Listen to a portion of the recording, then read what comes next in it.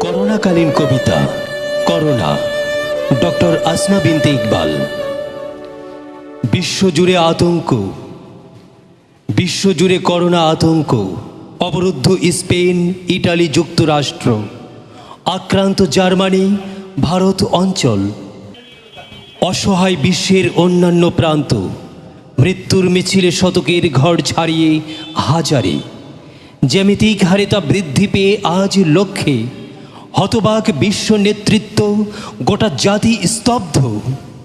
মানবকুল রক্ষায় সেবক চিকিৎসক ঝুঁকির সাথে দিন রাত ছোটে। কখনো সফলতা, কখনো অসফলতার ব্যথা, বিচিত্র অভিজ্ঞতায় ডাক্তারির ঝুরি ভরা। কখনো বা হিমশীতল মৃত্যুর সাথে ওদেরও করতে হয় গভীর আলিঙ্গন। মানবতা কাঁদে তিক্ত অভিজ্ঞতার বাকি বাকি।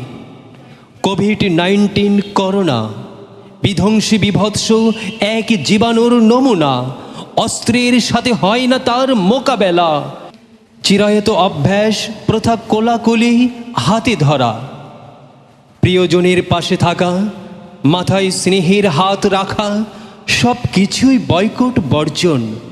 নিষ্ঠুর করোনা ত্রাসের রাজ্যে বিষাক্ত ছোবলে। জনবিচ্ছিন্ন সমাজ, আমরা প্রত্যেকে আলাদা।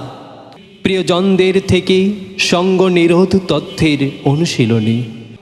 আর কতদিন রইব সঙ্গ নিরোধের ভার, অনভ্যস্ত অস্বাভাবিক জীবন যাপন। আমরা মনুষ্য জাতি করি গভীর আকুতি। সৃষ্টিকর্তা তোমাতে, রক্ষা করো তোমার প্রিয় সৃষ্টিকে। সন্ধান দাও নির্ভীক ভয়শূন্য সুবিন্যস্ত পথের, যেখানে নিতে পারি স্বস্তির এক গভীর নিঃশ্বাস।